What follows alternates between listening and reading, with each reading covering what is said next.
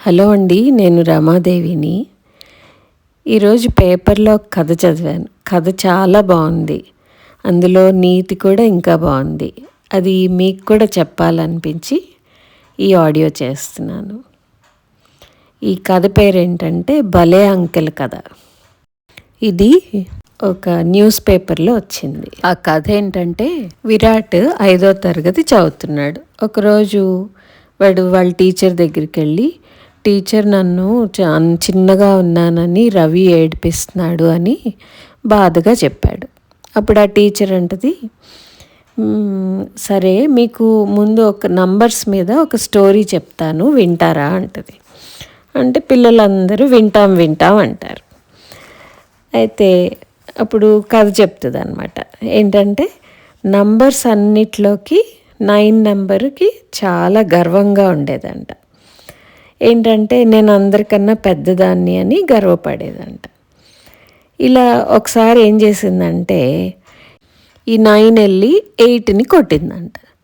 ఈ 8 ఏం చేసింది, ఊరుకోకుండా దానికన్నా చిన్నదైన 7ని కొట్టేసిందంట.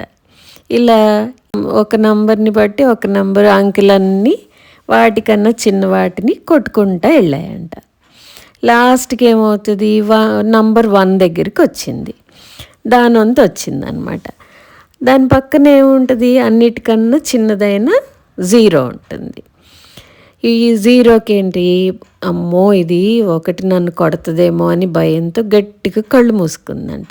కానీ 1 ఏం చేసింది, దాన్ని కొట్టకుండా దగ్గరికి తీసుకుని పక్కన కూర్చోబెట్టుకుందంట. అప్పుడు ఏమైందో తెలుసా, 1కి 0తో కలిపి 10 అయింది. మొదట గర్వంతో ఉన్న 9 ఏమైపోయింది, చిన్నదైపోయింది. అన్నిటికన్నా చిన్నదైన 1 ఏం చేసింది, 0కి గౌరవం ఇచ్చి పక్కన చేర్చుకున్న 1 పెద్ద నంబర్ అయింది. అందుకనే మనం ఎవరిని తక్కువ చేసి చూడకూడదు. అలా చేసామనుకోండి, మనం ఒక్కళ్ళమే అయిపోతాం. ఇదే అందరినీ ఫ్రెండ్స్ని చేసుకుంటూ వెళ్తే మనకు కూడా బలం చేకూరుతుంది. మనకి ఎక్కువ బలం ఉంటే వేరే వాళ్ళకి హెల్ప్ చేయడానికి మనం ఉపయోగించాలి, అంతేగాని భయపెట్టకూడదు. అర్థమైందా అని టీచర్ చెప్పగానే రవికి తను చేసిన తప్పు అర్థమైందనమాట. అప్పుడు రవి వెళ్ళి విరాట్కి సారీ చెప్పాడు.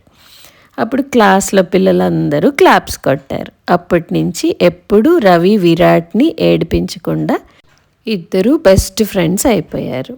బాగుంది కదా, నీతి కూడా చాలా బాగుంది ఇందులో. మీకు కూడా నచ్చిందా కదా? కథ నచ్చితే లైక్ చేయాలి కదా. ఇంకా మీకు ఎలాంటి కథలు కావాలో కామెంట్లో పెట్టండి.